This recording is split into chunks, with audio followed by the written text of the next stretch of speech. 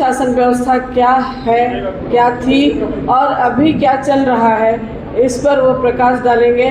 और पारंपरिक शासन व्यवस्था की कुछ खूबियां हैं और हमारा जो अभी पंचायती राज व्यवस्था वो किस तरह से चल रहा है, काम करता है, उस पर वो अपनी बात रखेंगे। आइए श्री अजय एक्का जी। थोड़ा ध्यान रखेंगे समय का, चूँकि हमारे और वक्ता हैं, तो लगभग 15 मिनट तक आप में अपनी बात रखें तो ज़्यादा अच्छा रहेगा, सबों के लिए समय मिलेगा। धन्यवाद।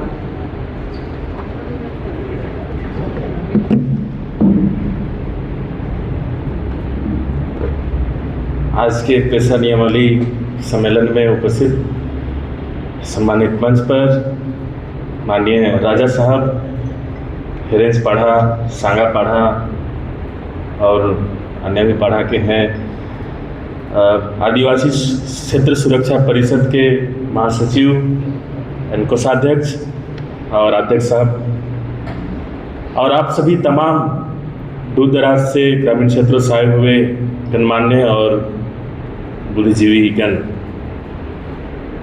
तो आज विशेष रूप से जब आपके सामने मैं हूँ तो दो बातों को रखना चाहता हूँ। पहली बात कि JPRA1 जिसको हम पंचायत राज अधिनियम के रूप में बातचीत कर रहे हैं, इसको समझ रहे हैं, तो ये पंचायत राज अधिनियम भारतीय संविधान के 73वें संशोधन के समय जब बना 1993 में, तब से ही ये अनुसूचित क्षेत्र के लिए उपयुक्त नहीं है, ऐसा करके विरोध शुरू हुआ। और अनुसूचित क्षेत्र के लिए, हमारे आदिवासी क्षेत्र के लिए, शेड्यूल एरिया के लिए अलग कानून बना, पेशा अधिनियम 1996 बना।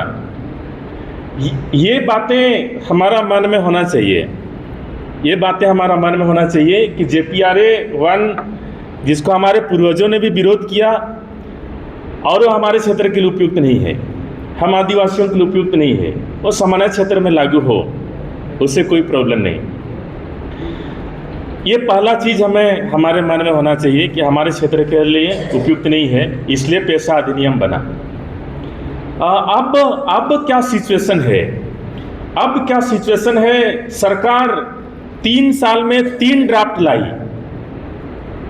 3 बार नियमावली बना करके हमें दिखाया। ये हमने नियमावली बनाया है 2022 में, 2023 में, अभी 2025 में, फिर से 2024 में भी उन्होंने नियमावली निकाला,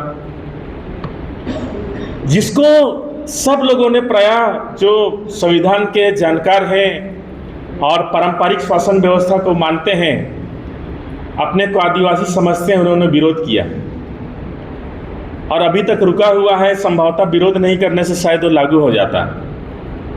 तो आज हम इस विषय पर थोड़ा सा बोलना चाहते हैं। ये पंचायत राज अधिनियम का मैं एक अंग हूँ, उस व्यवस्था का मैं एक अंग हूँ,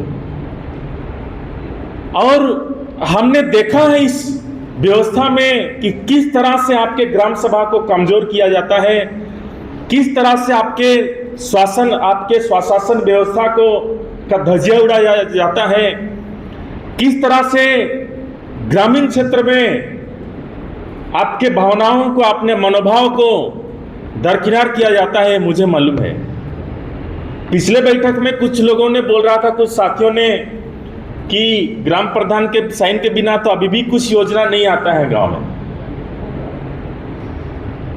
मैं भी मानता हूं, जरूर आपके साइन के बिना नहीं आता है,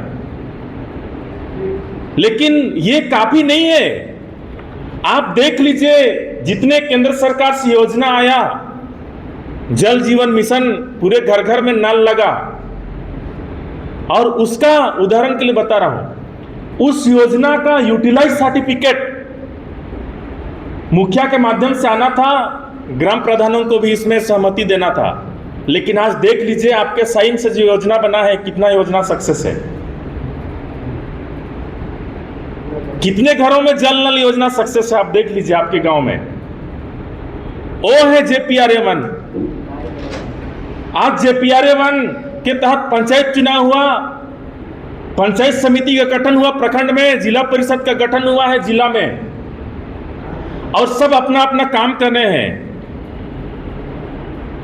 आज विभिन्न समितियां बनी है ग्रामीण गांव पंचायत में, कई समितियां हैं, शिक्षा समिति, स्वास्थ्य समिति, ग्राम रक्षा समिति,